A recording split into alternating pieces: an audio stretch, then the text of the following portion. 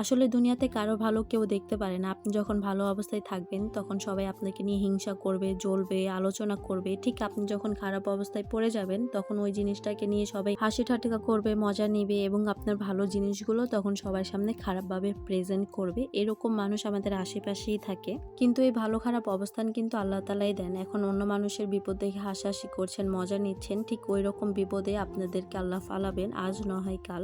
পরিস্থিতি সবসময় একরকম থাকে না, একদিন না একদিন এটা পরিবর্তন হবেই। আর এই বিপদে পড়লেই মানুষ চেনা যায়। কিছু মানুষ আছে না, মুখ দিয়ে সব ভালো কিছু প্রকাশ করে, আত্মীয়তা প্রকাশ করে, ভালোবাসা দেখায়, আর ওই মানুষগুলোকেই আপনি বিপদে পড়লেই চিনতে পারবেন যে তারা কতটুকু জঘন্য। আর সব থেকে কষ্টজনক জিনিস কি জানেন, যে মানুষগুলোর সাথে এতদিন চলাফেরা করে এসেছেন, যাদের মুখ থেকে এত ভালো ভালো কথা শুনে এসেছেন, ঠিক তারাই আপনার পিছনে বদনাম লটাবে, আপনাকে নিয়ে মজা করবে। আচ্ছা, যে মানুষদেরকে নিয়ে কথা বলেছি সেই মানুষদের কাছ থেকে দূরে থাকুন। সময় থাকতে তাদেরকে চিনুন, যারা ভালো মুখোশ দেখিয়ে আপনার সামনে ঘোরাফেরা করেছে এবং পিছনে আপনার বদনাম লটিয়েছে। মানুষের উপকার না করতে পারলেও ক্ষতি করার চেষ্টা কখনোই করবেন না, কারণ এই জিনিসটা একদিন আপনার উপরে এসেই পড়বে। কথা বলতে বলতে এদিকে আমার রান্না করার শেষ পর্যায়ে চলে এসেছি। 2-3টা বেগুন আর আলু দিয়ে কই মাছের ঝোল করেছি। যেহেতু এখন রমজান মাস, আপনারা চাইলে এরকম পাতলা ঝোল দিয়ে কই মাছ রান্না করতে পারেন। বেগুন আর কই মাছের ঝোলটা দিয়ে সেহরিতে মজা করে ভাত খেতে পারবেন। যাই হোক, আজকে আমার এই ভিডিওটা আপনাদের কাছে কেমন লেগেছে অবশ্যই জানাবেন, আর বেশি বেশি করে লাইক শেয়ার করে দিবেন। আর আপনাদের আশেপাশে এরকম মুখোশধারী লোক আছে কিনা অবশ্যই